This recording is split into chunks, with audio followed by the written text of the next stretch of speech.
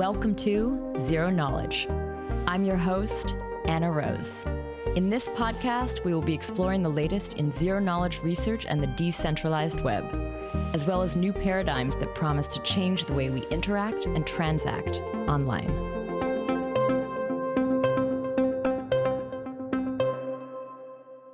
This week, I catch up with Zaki Manian, co-founder of Inclusion and Sommelier. We do a massive recap of the history of Cosmos, bringing us up to date since our last interview 2 years ago. We cover the IBC launch, osmosis as the catalyst that really got it activated, how the ecosystem grew and accelerated up until the Luna crash, and what the recovery and prospects of Cosmos have looked like since. We then discuss Sommelier, which offers managed Ethereum DeFi strategies from a Cosmos-based chain. Lastly, we explore the concepts of emerging asset classes, such as real-world assets, and how ZKPs for privacy may finally find a product-market fit that could bring real market adoption. Now, before we kick off, I want to quickly let you know about the upcoming ZK Summit 9 event happening on April 4th in Lisbon. Join us for our 9th edition with all the latest research and most cutting-edge implementations in the ZK space. Applications to attend are open. I've added the link to this in the show notes. Hope to see you there. Now, Tanya will share a little bit about this week's sponsor. Aleo is a new Layer 1 blockchain that achieves the programmability of Ethereum, the privacy of Zcash, and the scalability of a rollup. If you're interested in building private applications, then check out Aleo's programming language called Leo. Leo enables non-cryptographers to harness the power of ZKPs to deploy decentralized exchanges, hidden information games, regulated stablecoins, and more. Visit developer.aleo.org to learn more. You can also participate in Aleo's incentivized testnet 3 by downloading and running a SnarkOS node. No sign-up is necessary to participate. For questions, join their Discord at aleo.org/Discord. So thanks again, Aleo.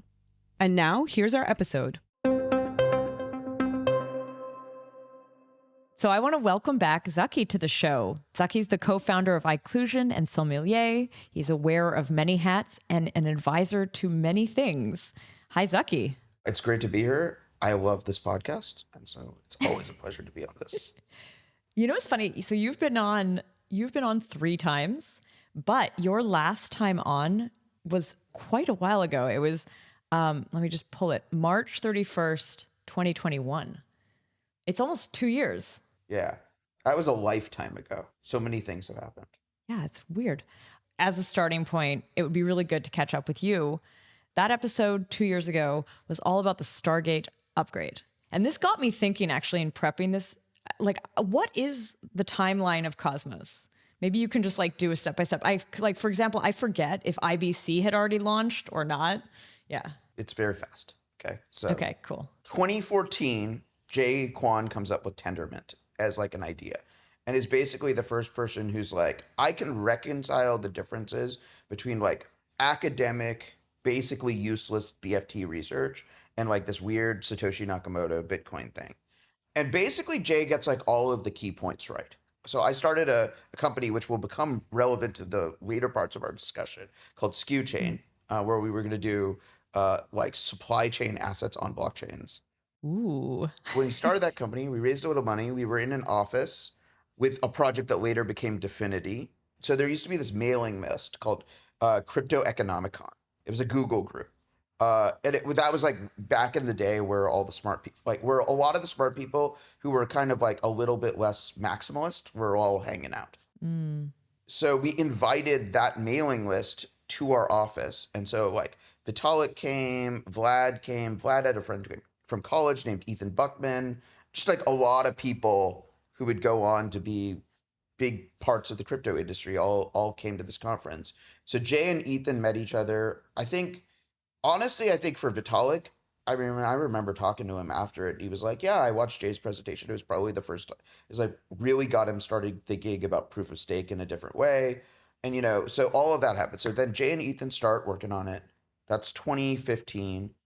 2016, they decide to do a public chain because they kept trying to find enterprise users of blockchains. And at the time, it was all IBM and nobody wanted this tiny little project by two nerds, two weirdos in the mission. So they decided to do a public chain. Collectively, we arrive at the Cosmos architecture, which was very inspired by both Jay's work on-chain light clients and Mark Miller's work on like interoperable sovereign systems.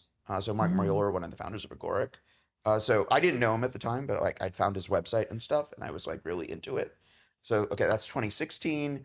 So 2017 fundraiser raised $17 million. ETH is like $40, so everything goes up. So like the Interchain Foundation basically gets funded. 2017, 2018, I joined the project full time. We do Game of Stakes at the end of 2018. We start the validator program. Companies like Figment and Bison Trails all get started in like the Cosmos validator program. 2019, we launched the proof of stake network on top of Tendermint and the Cosmos SDK. We get early adoption by some projects that later turned out to be significant. Both Binance adopts the Cosmos stack for doing BNB chain, and Terra adopts us. For better or worse? You know, for better or worse. So that's 2019.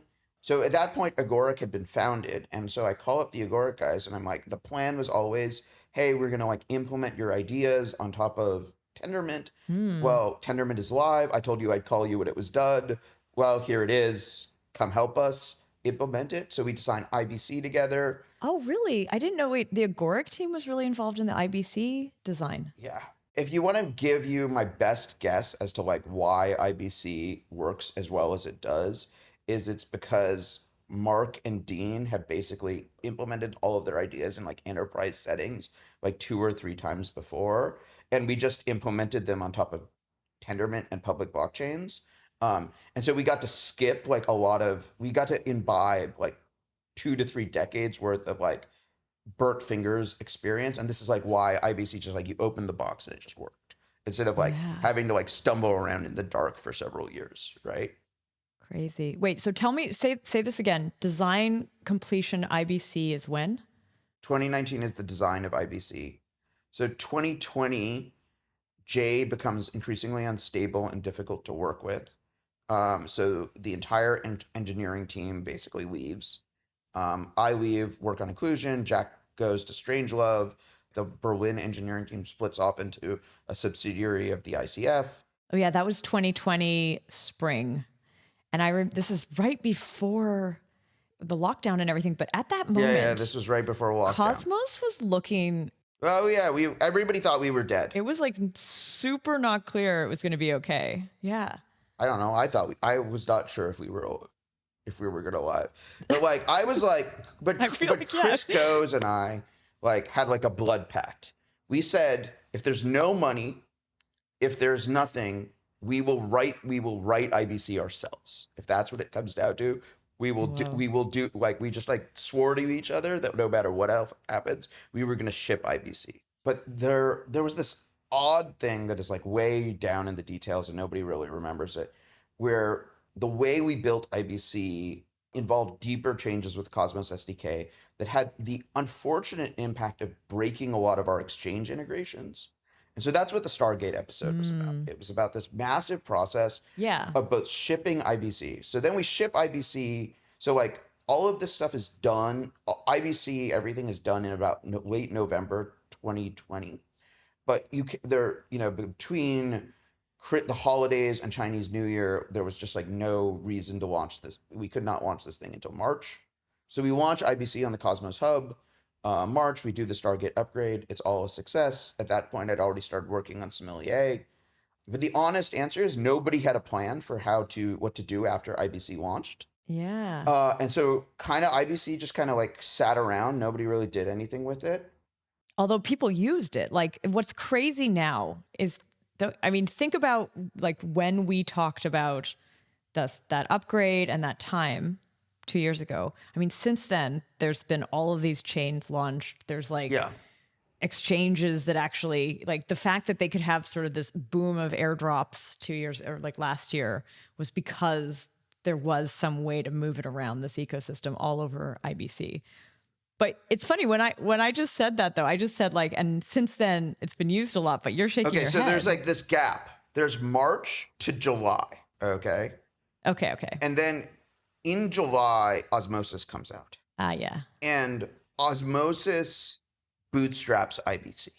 they bootstrap IBC. The airdrop is a success.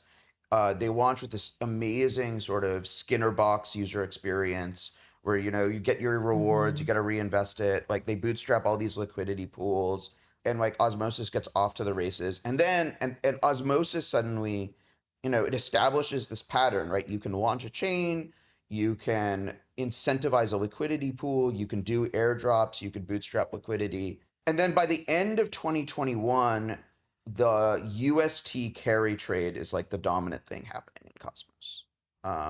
Where basically like most like the smarter people realized that the best way to get into Anchor was to buy atoms, take them to Osmosis, swap to UST, go to the Terra chain and deposit into Anchor and in and out. And so billions of dollars are now flowing over IBC, and it's like insane, like through Osmosis, and it's kind of crazy. It sounds amazing when you say it, by the way. Billions of dollars are flowing over IBC through Osmosis. Yeah. Like, I know we're thinking of the project, but just if you take the words, it's such good branding.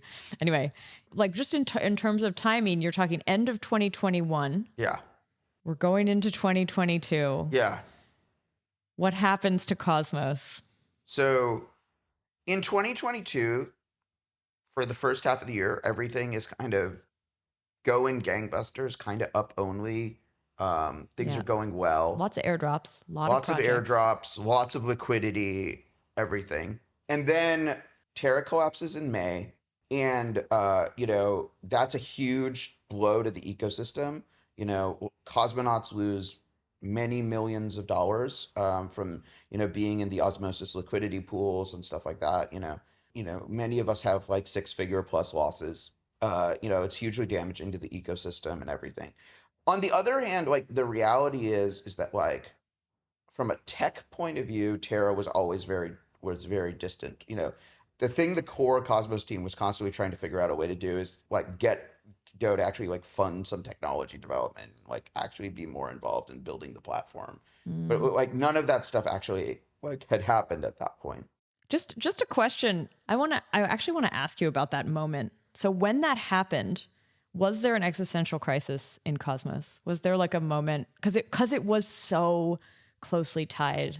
It was running on the Cosmos SDK.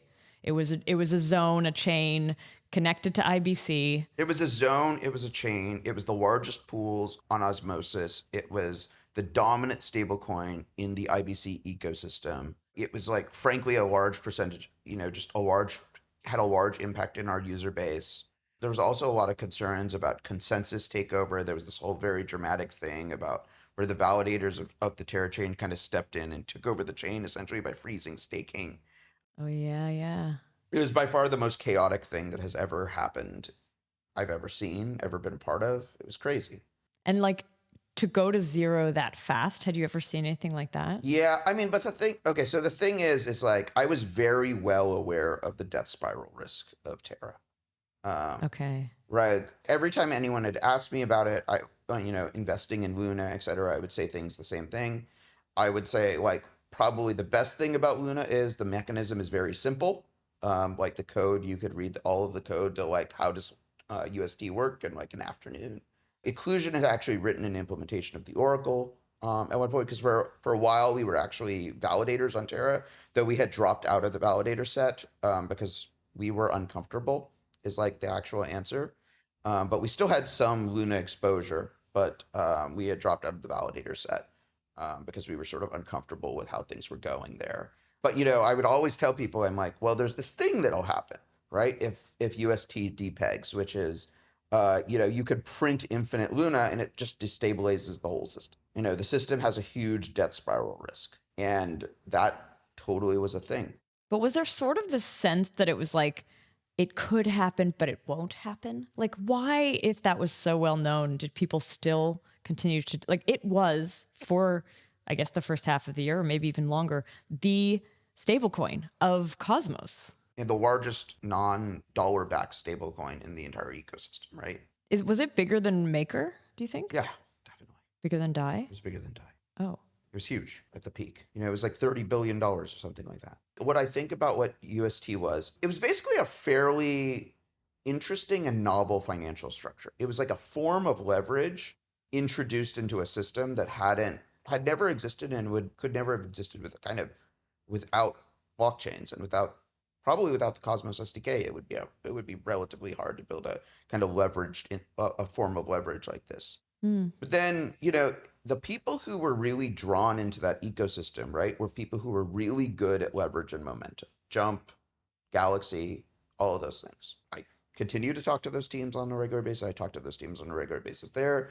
I talk to them about the DPEG risk also on a regular basis. And, it seemed like there was enough financial firepower to sustain the system at that level. And like sort of the general vision of Luna was like, use this extreme form of leverage this form of leverage that was built into the system to grow really fast, get big, and then sort of buy your way back to solvency. Almost like become too big to fail. Become too big to fail and then buy your way back to solvency. Yeah, because I guess like there was sort of almost a dependency on like people buying back or like, and you sort of saw that in the exact moment of the fall where there was talk of like trying to get some backstops, some big groups to come in and kind of like keep the peg. Because it had happened at smaller scales. At smaller scales, people had stepped in previous times when the peg had been tested. I don't think the full story of like what happened is known still right now.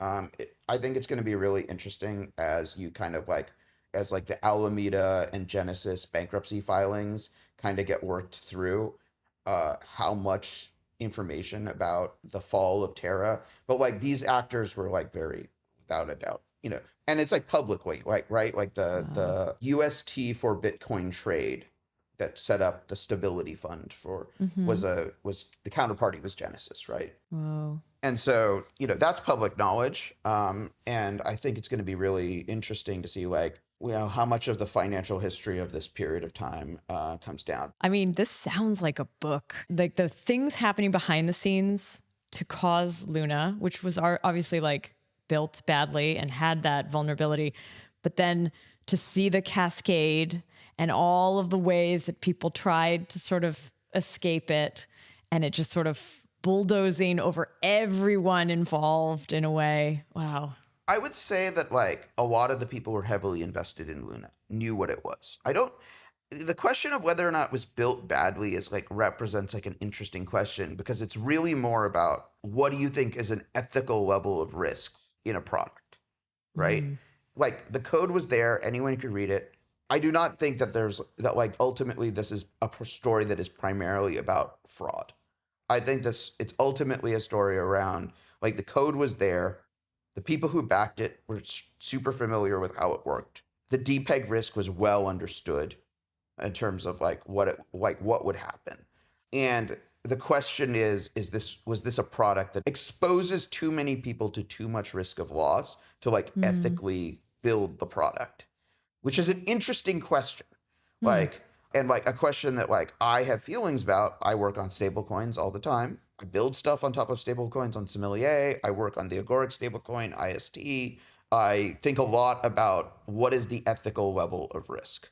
If you build a decentralized stablecoin of any kind, there is some amount of risk. And the question is what is the ethical level of risk to expose people to? And I think that is a more interesting and more nuanced question that I think has largely been lost in the whole. I do think at the same time, when you say that, I mean, one of the faults of the Luna ecosystem, I think you can pin on them is the marketing around how it worked and how safe it was. Sure. And it wasn't that they were going, hey, this is very high risk, but could have great reward. That wasn't the marketing. And a lot of people who couldn't read the code, yes, the code is there, but they wouldn't understand that they're not looking into the code, were kind of taken in. There's a weird thing, though, about the culpability there, because the people who were most aggressively marketing it as safe, as far as I can tell, were the exchanges themselves. I think it's hard exactly to find something from because everybody's looking, that would be your smoking gun fraud claim right there.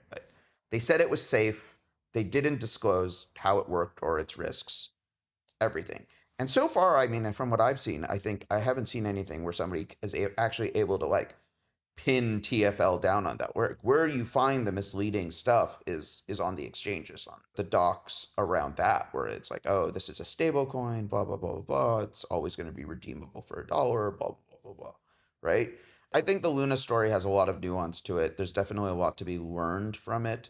So anyways, that was a collapse of Luna, biggest story of Cosmos in 2022.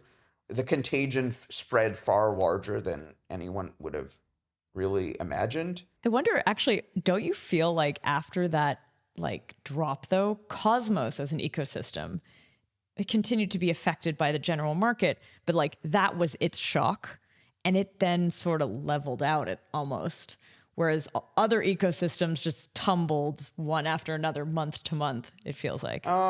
It was a very strange experience in general for me, because one of the things though that happened is it was like Terra collapsed, and I remember just kind of like, I was like in a hotel room for a conference in Croatia, kind of like in the validator chat, like trying to help people out, and just like, kind of shell shocked by the scale of the collapse. And then I like was like went down and like floated in the ocean for a while and was like, I wonder if Cosmos is going to come back from this. Is it all over? Like, this is pretty bad. And then like bizarrely, the phone was ringing off the hook. I think the other thing that has to be recognized though as a true statement of Cosmos is Cosmos has not come back yet, is a thing I would very much say about the truth of Cosmos. Is we have not come back from the Luna situation. There's a lot of green shoots. There's a lot of things that potentially might represent a true restoration of momentum, but the actual reality of Cosmos right now is liquidity sucks. DEX volume is a pale shadow of what it once was. Developer numbers are pretty good. There's a lot of people building, but we have not hit a product market fit moment. But I would say the thing I'm most excited about is DYDX chain. Other than, I'm very excited about Som, but the things that we're doing with DYDX, the things we're doing with bringing USDC natively to Cosmos, and like what's generally happening in like the modular Celestia roll-up ecosystem, represent to me like a bunch of things that are very going to be exciting for 2023. There's a number of kind of dark horses like Canto and Barachain and stuff like that. So Cosmos continues to stay weird. Interesting stuff continues to happen. To be really satisfied, we need to truly move beyond what happened with Luna in 2023. I think we have about this year to do it. And if it doesn't happen in this year, I think we I think most likely what will happen is the app chain thesis will have been right, but the Cosmos stack will not be the dominant app chain stack. What will be though? What could be? There's so many other players in the app chain thesis world. The Optimism stack, which both like Optimism, like they call it the OP stack, is becoming a thing. Starkware is building their own sort of app, like Starkware, Arbitrum, Optimism all have app chain SDKs essentially, that are much less mature than the Cosmos SDK.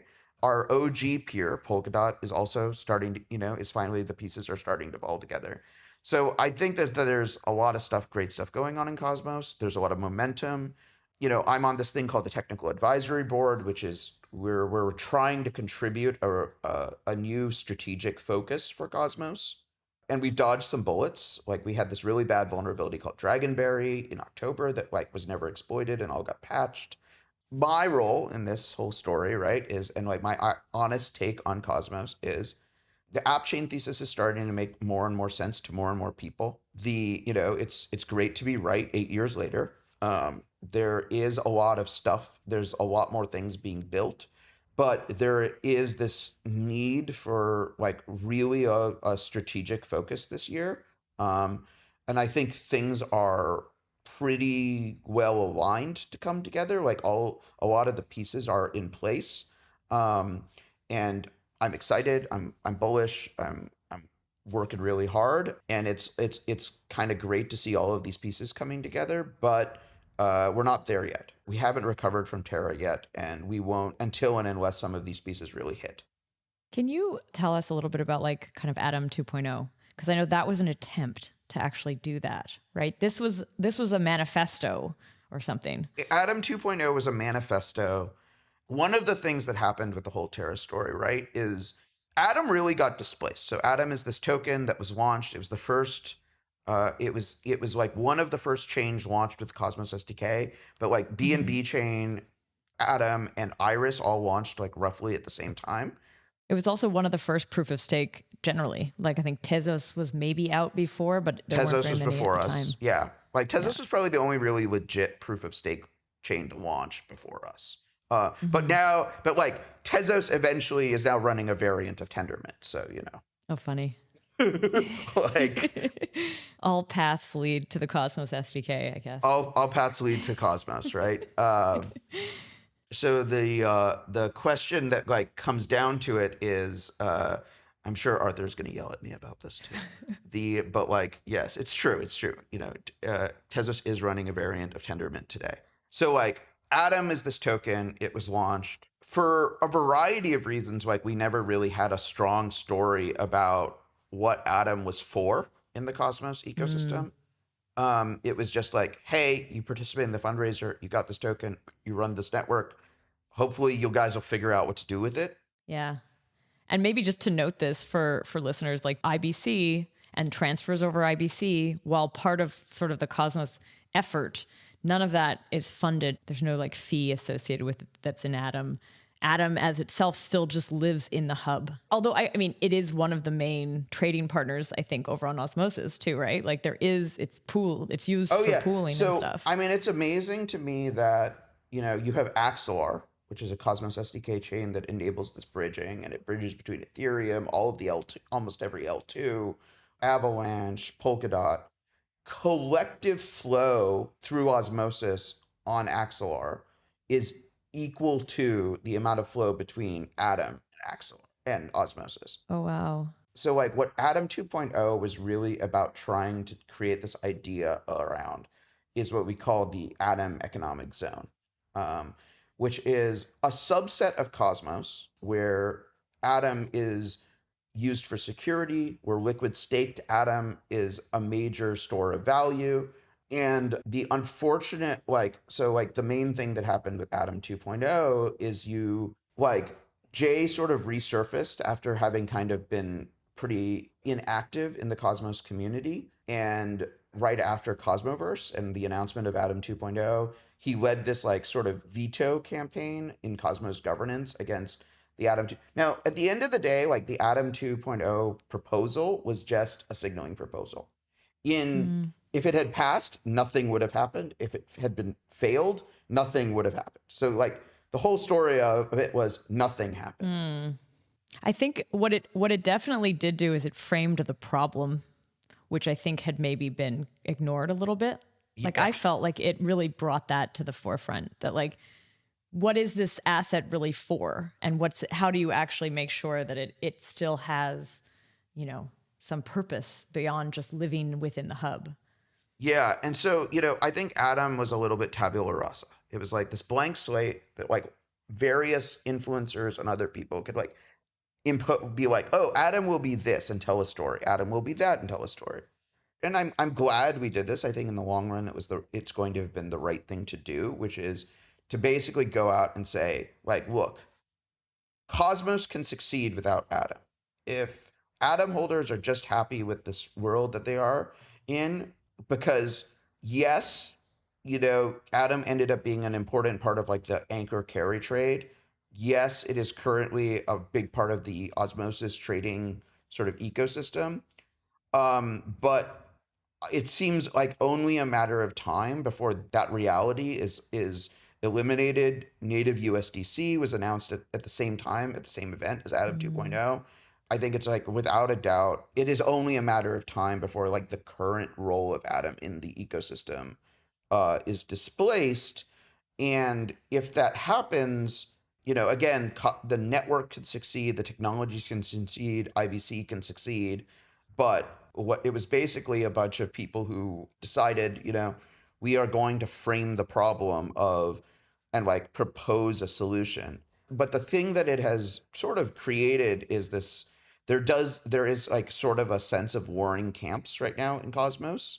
I would say most of the people who worked on Atom 2.0 have shifted their attention elsewhere, but like so one thing that then happened is the Cosmos Hub has always had a very small community pool relative to the other Cosmos chains.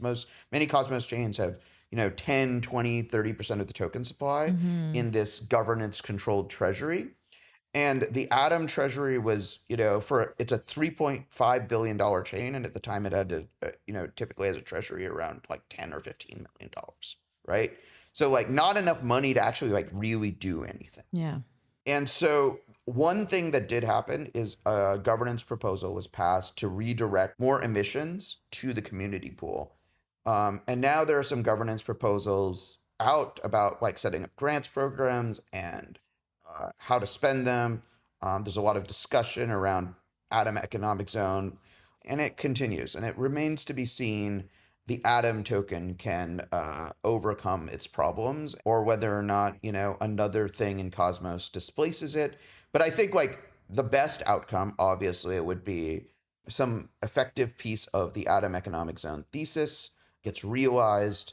Atom, it becomes like a more effective means of carrying the message of Cosmos out in the community, and like Atom can be like a sort of foundational asset that like bootstraps all of our other ecosystem players, Injective and Secret and Agoric and all of these other things to success. Cool. Well, this is a great recap. That's been the drama of my life for the last 2 years since I was last on. A collapse of a $40 billion ecosystem, a few $1 billion vulnerabilities mitigated. It's just another day in my life. Just chilling. Let's talk now about the project that you co-founded, Sommelier, and how that's going. Because the last episode you were on was all about the Stargate upgrade. The one before that was all about Sommelier. You've changed a lot. I think that project has pivoted quite a bit as well. So yeah, well, so in many ways, Sommelier is a system by which we offer actively managed DeFi strategies. And what we do is we do this through a combination of a Cosmos chain and Ethereum smart contracts. Would you say it was inspired by Yearn? Was it like when you talk about strategies and vaults, is it similar?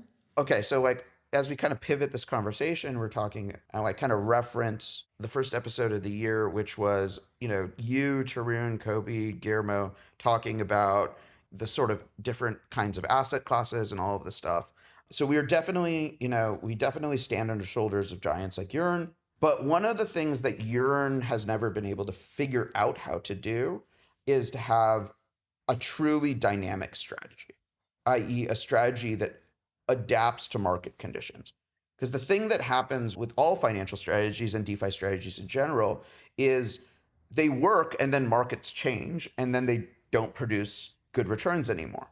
What the design of Sommelier that I came up with my co-founders with is we basically use the Cosmos chain as like a coordination and governance layer to basically say, hey, like you can have an actively managed strategy, but there's actually a mechanism by which someone else can step in if that strategist like disappears. The vision of this was always to like really enable complex DeFi applications. But so we launched the first Sommelier strategy right after Terra blew up. So that was annoying. We've had a tough time with strategies, right? Like it was a stablecoin yield product on top of Aave. So that was the first thing. Then we launched these portfolio management strategies later in the year, but then FTX blew up and the markets were down only. So today we are recording this on January 26th. So January 25th, we launched a new stablecoin yield strategy, which I'm honestly, hopefully nothing else will explode. It's like how if Tarun's in Mexico, something crashes. For you, it's if Sommelier is about to release a strategy.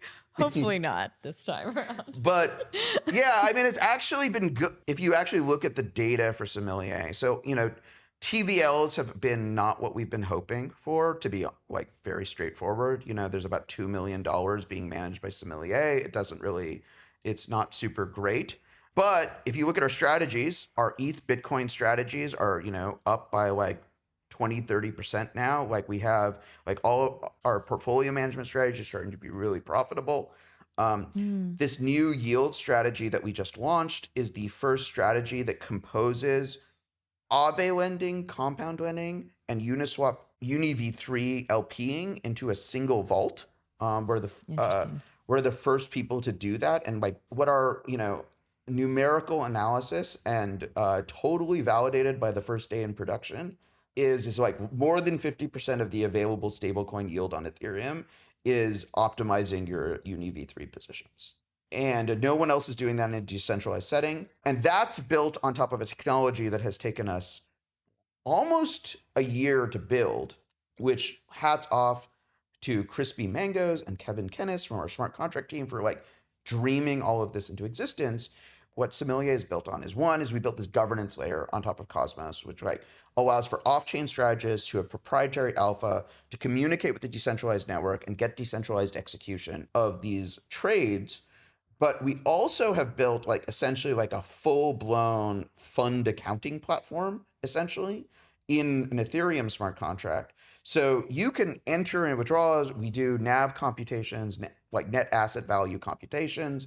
We like figure out the asset. And now with this latest platform that the new yield product is built on, we can combine any DeFi protocols on Ethereum into that NAV calculation system. It's honestly super exciting. I really believe that we call it Real Yield USD is the most state-of-the-art yield protocol on Ethereum. And so I'm super excited about it. About $500,000 came in over the last 24 hours. People don't really know about it, but I'm really hoping we're going to be able to like really flex some numbers. My like tiny preview of flexing that number was that we like our UniV3 fees on the first day were so large that like if you annualize them over the year, it would have been an 8% yield. It's real cool. I think I'm excited about being able to flex this stuff. It's really exciting. And like this kind of loops back to the Cosmos thing, which is Cosmos was really driven in 2022 by airdrops, hyperinflationary staking rewards, like lots of just like money printing, like everywhere you go, just like money printing everywhere. And that's another like big problem in Cosmos that we have to get past. So, Sommelier is a fixed supply token. There's only 500 million. We're launching non-inflationary staking rewards soon. I'm like hoping for like, it's like a week or two out.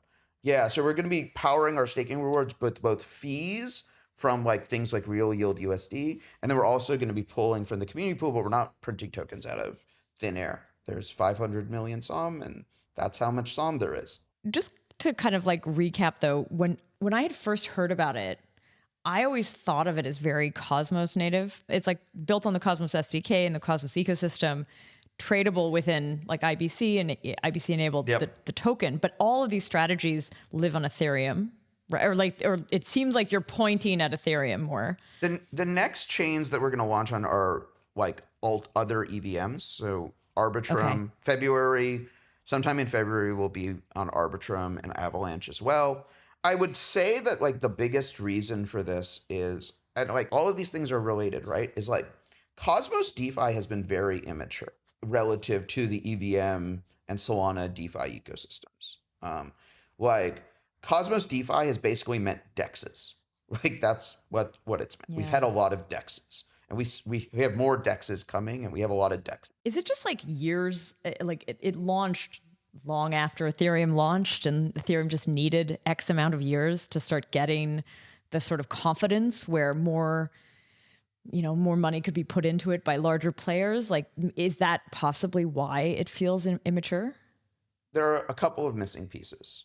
One missing piece is the liquidity piece. Lack of on-ramps, lack of easy way to get funds in and out of Cosmos. And that's definitely a challenge. Well, you take the example of Sommelier. So we do these NAV calculations when people are adding funds.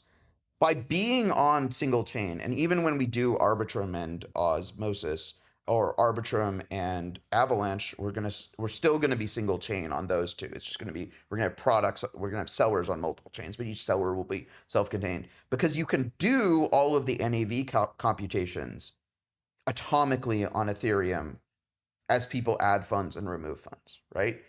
So you can do all that accounting. It all happens atomically in a smart contract. When you build these things in a sort of multi-chain world, whether it's Cosmos or anything else, now you're introducing like these queues because you can't atomically calculate NAV because you're like, you would like to add money. Okay. At like this time, we will like finish our NAV calculations and then give you your LP shares because based on our NAV computations. And like the same thing will be true when you exit. So why is Sommelier so focused on Ethereum DeFi? Two things. One is I really, really, truly believe that active management is like decentralized active management and on-chain asset managers are like a key primitive that we have to get right. Because right now, the DeFi version of be your own bank is like really legit be your own bank, i.e. like be the back office, be the front office, be a bank, like, you know, do everything yourself and nobody will, this is not a sustainable strategy, right? You know, sitting there and hand optimizing your tick ranges on UniV3 is just like not a thing that like anyone should be doing. This is like, you need a professional. But how do we do that without centralization, right? So that's the problem, Sommelier. And like the primitives that we see in Ethereum are showing up all over Cosmos now. We're starting to see money markets. We're starting to see liquid staking, concentrated liquidity is coming to Osmosis. Like all of these pieces are coming. And, you know, I believe that if we can find product market fit on Ethereum, like I'm starting to, you know, get excited about the idea. But the UX that we have focused on building in type of Sommelier, which is this like instantaneously put your liquidity, instantaneously take your liquidity out, you know, the instant you put your money in, it's earning yield. When you go into real yield USD, it's like the same transaction. Your like funds are already in Aave, like earning yield. And like it might get allocated into a tick on UniV3 or it might get allocated somewhere else. But you know, like this experience, whereas like in the multi-chain world, you are definitely entering in this world where there are like, I put my money into a thing. I might not get my like what LP share for hours. I want to take my money out of the thing. I'm not going to get my money for hours. And so that world is a very, very different world than the world that we've built for the Sommelier user experience on EVMs. And I think that world is the world that the Cosmos world is inevitable.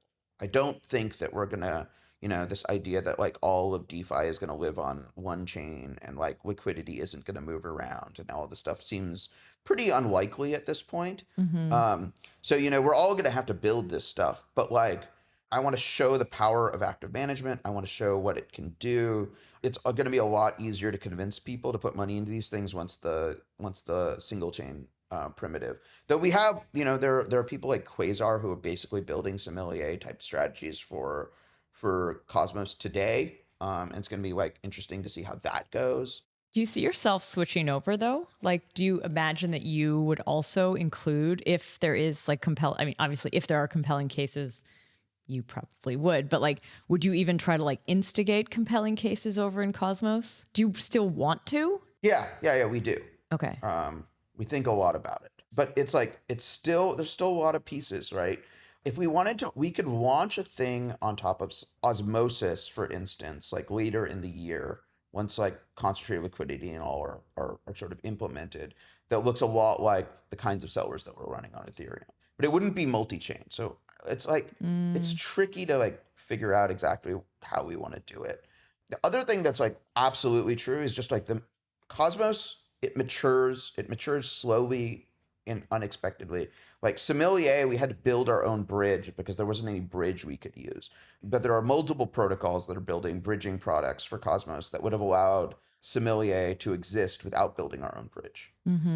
But you didn't have it at the time, so you had to kind of build, and now it's catching up. It's 2 years later, and this stuff is still in testnet. So, it honestly takes some time for these. And like, maybe these things move more slowly because of just sort of how uncoordinated Cosmos can be. But yeah, these pieces are coming together. But like I said, like how to get the Q-like user experience right and stuff like that are still big challenges. I want to shift a little bit to another topic that I wanted to cover in this episode. And that's kind of revisiting, you sort of mentioned that episode, the first episode of the year. In that episode, we talked about these like asset types. And Tarun had this really nice like kind of history and year by year on what kind of asset types were important. And the funny thing is, after that episode came out, like for me at least, literally the day after, everyone around me was like, real world asset. And I had not actually been in conversations before that moment hearing about it. And we didn't mention it. It was sort of like missing from that part of our conversation. You and I have chatted since then, and you mentioned it. And then I was like, oh man, like I think we need to bring it up on the show. So maybe we should define this for folks. When we hear people talking about this, what is it? Is it the same thing we saw in 2017? Okay, so just to like sort of summarize a little bit about like what I remember from the first episode of the year was Tarun was making this point where he was like, every kind of sort of bear market era of crypto always gets defined by like, so like first there was Bitcoin, then there was the Bitcoin fork era, then there was the ERC20 era in the 2017 ICO boom. Then there was like the alt L1 staking coin era, kind of around like Cosmos, Polkadot, Tezos all launching. Then there was like Uniswap LP shares. NFTs get introduced somewhere in there. NFTs, which hang around, like are around even in 2017, suddenly find their moment. Yeah. And so two things that are kind of true, right, is like every time an asset class takes off in the crypto ecosystem, there's something that like looks a lot like it that existed before that didn't take off. I think is like one thing. So like ERC20 has had their pre-existing things called colored coins, which no one was interested in. ERC20 takes off, and then like ERC20 blows up. So that has been a pattern. But there's this like, it's just like everybody like says this time is different and groans, right? Like the groan is heard throughout the universe, reverberates because, I started trying to put real world assets in blockchain in 2014. And I tried real hard at it for 3 years. This is going back to your story, right? This is the beginning of the story. What was the name of the project? Skew Chain. It's Okay. still around. Okay. Still around, still in business, hasn't died. Actually has like high profile customers like Apple and stuff like that who use parts of its stack. But let's first talk about what we mean by real world assets. So one, there's a form of real world asset that has had enormous success, which is dollar-backed stablecoins. So Tether and USDC and the Paxos family of stablecoins, BUSD, are all in the real world asset family. And like collectively, represent, probably the third largest asset in crypto, right? So when we say real world assets, it's like, well, they exist. They're a thing. They're hugely valuable, useful, have achieved enormous product market fit. But basically, you kind of have crypto native assets. Crypto native assets are assets that have no reference to the real world, and their value is just what people are willing to buy and sell. Then you have real world assets, which have different properties where they are redeemable, for instance, in some way for assets that exist off chain. And there is like there's a contract that exists between the holder of that asset and some off chain entity that is sort of represented by the on chain asset. So if you hold USDC, you have a contractual relationship with Center and Circle, and you are able to like redeem that USDC, or like you are able to potentially trade to someone who can redeem with that. Same thing's true with Tether.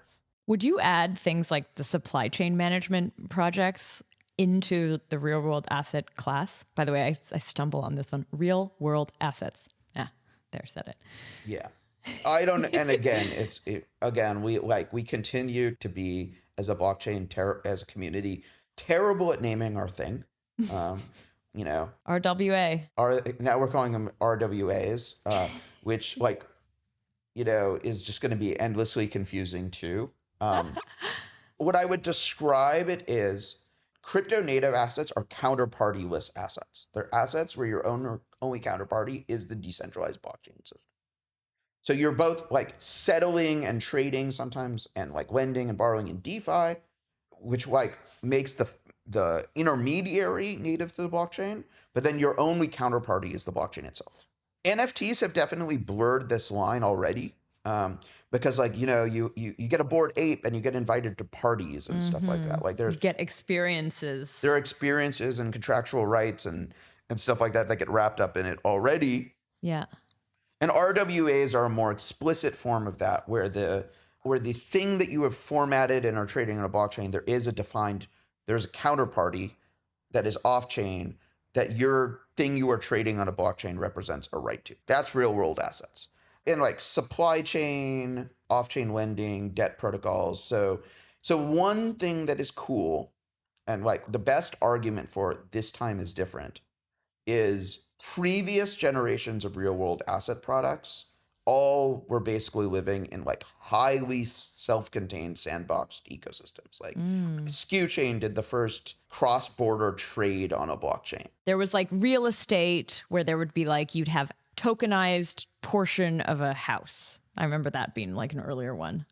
But all of this stuff tended to exist in like very minuscule pilot projects or highly sandboxed environments, like not in DeFi, interacting with like all of the stuff that's happened in smart contracts, could build strategies around it, all of this stuff. You couldn't really get return on it, could you? Like you were still sort of hoping that the price would go up, or the return was really only from that real, like the RWA, right? So it would have been in the real estate case, it would have been like the rent or the increase in price of the actual physical real estate. So the yield didn't look very exciting in a way. Yeah. Maker has this like large treasury of billions of dollars of USDC and Gemini USD, like stable coins basically, because of the way the parity stability module works. And you actually have debt, like real world debt agreements where they are, loaning money out of the PSM to go out and interact with off-chain counterparties, like actual banks. Societe Generale has taken like I think a $9 million loan out of the PSM and facilitated that. So you have that. There's another protocol called Ondo Finance, which is making a representation of treasury bonds available on chain so they can be held in smart contracts, etc. You have Maple. They just announced a supply chain finance play. Centrifuge has about $150 million of real world assets in their ecosystem. So, it's like actual money is moving, actual smart contracts are being used. It's happening on actual public chains. And so that's the argument for that this time is different. It's a very common thing that everyone's saying, right? Is like when treasuries were 1-2%, right? And, DeFi yields were 8, 10, 12, 20%. Everyone's like, why do you need real world assets? Like all we want is crypto native. Now you are having like Sommelier is throwing like an enormous amount of advanced technology at Ethereum. We think we can get 4 to 6%, which is like 1% better at best. We think about 1% better than like holding a treasury ETF, right? Which are like 3.5% right now. If you're crypto native, it's like not bad, but it's like, oh, okay. I could see why someone might want to, in this interest rate environment, somebody like built an ETF on top of treasury bonds that like you could participate in on chain. So you like kind of like a hybrid of like what Sommelier is and like a traditional exchange traded fund. Like that would be a kind of thing you could build with our tech, with the Sommelier tech and Ondo, or the Sommelier tech and Maple. Like you could build essentially like ETFs type things or like hedge fund type things, but are like very crypto native, but like have these off-chain counterparties. This is the kind of technology that we're like trying to enable. This is the Zero Knowledge podcast. Yeah. And one of the things that has been out there is like, what are the use cases of ZK? And the thing that I would observe about ZK is like the succinctness property of ZK has been like super successful and super dominant and has, facilitated trillions of dollars of trades and stuff like this. Like Maybe it's been super impactful as well. Like the amount of people who touch that part of it is much, much bigger than, say, the privacy part. Yeah, the privacy part doesn't get touched. And I think like one thing I just like probably would be a good thing to discuss is, so like there's some possibility that this real world asset thing might scale now. And I think for the reasons that we have, because like you could have things like on-chain asset managers and stuff like that, which makes on-chain assets in general more interesting. But one question that really I think is a plausible scenario is that like ZK and the like privacy properties of ZK suddenly find their like moment of like actual relevance and impact in the presence of real world assets. Why is that, do you think? Things that you need a lot more when you're dealing with real world assets is you are representing a contractual right, and you need to like kind of know your transaction, know your counterparty. You kind of need to be able to bring a little bit more to the interaction with your counterparty, where you're like, I can prove more things about me. So, if real world assets are going to start to scale, the other thing that you care about with the real world asset is you care about some of the properties of that real world asset. So you're like, if I'm like buying a portion of the house, like what are the houses that like, what does this represent? If I'm buying an invoice, like who are the parties of this invoice and stuff like this? And you start to get deep into business stuff then. Like this is business You practice. get deep into this business stuff. Yeah. But like you want to represent some of these things on chain, and you don't want to disclose all of the details of your business. Like this is always an objection at skew chain, right? If this system operated at scale, why would I want to put like all of like how much I'm paying my suppliers on chain, right? And different counterparties are going to want a different level of diligence and all of this stuff. And you do have a garbage in, garbage out problem, which is like ZK is never going to solve your problem of like, is the thing I'm making a ZK proof, is the underlying data fraudulent? Which has been a tricky problem to solve. But it doesn't strike me as impossible that we might be able to end up in an ecosystem where there are places that attest and like agree on the sound, counterparties agree on like large amounts of data they're like, this amount of data, like we all agree that this matches our internal systems, which is like what's happening on skew chain systems today. And then when you trade this asset on chain, it comes with like a zero knowledge proof. It's like, here's the executive summary. Yeah. And like, here's the zero knowledge proofs. With the RWAs that you're hearing about, do they tend to be kind of like the NFT model where they are one-to-one and they're non-fungible? Or are they like fungible, like you have a percentage of something that's owned as a whole? So the Maple pools, as I understand them, are sort of fungible systems. They are fungible systems that you have tradable rights to. And like you have like a credit delegate who's kind of managing the pool, but it is a collective endeavor. Like Ondo Finance, like treasury bonds are at least like for the kind of treasury bond are fungible with each other. So that like you have classes of assets. You've yet to see, I think, like really like a financialized real world asset NFT thing really take off yet, but it seems like a thing that could happen at any moment. Those pieces of the puzzle are, I think, are coming together.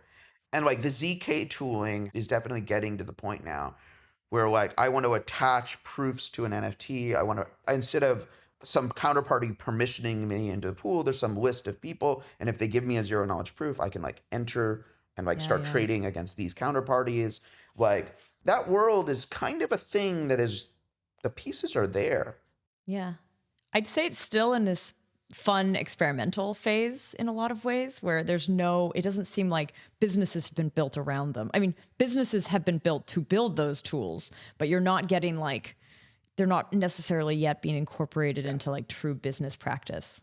I think that represents probably the like frontier that like, it just like seems like it's honestly about to break down.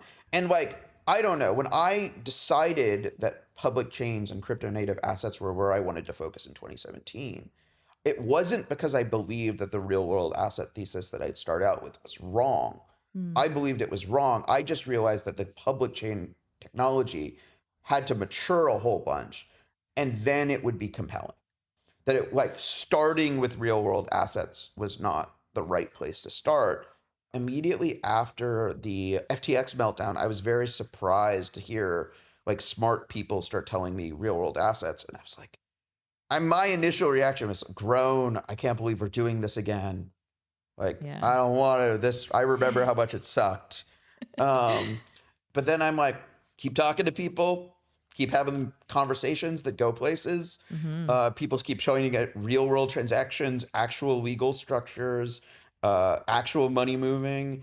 And I start seeing how all the pieces will fit together. And I'm like, we have the pieces now. Like, we have scalable, fast, interoperable public blockchains. We have DeFi primitives that are actually battle tested. We have, on-chain asset management primitives. We have custody. We have all of the things to actually make this work. And like, the speculative fervor has died down. So, people are like, well, we have to build things that are actually useful. And that may have, that we might be at the cusp of something transformative.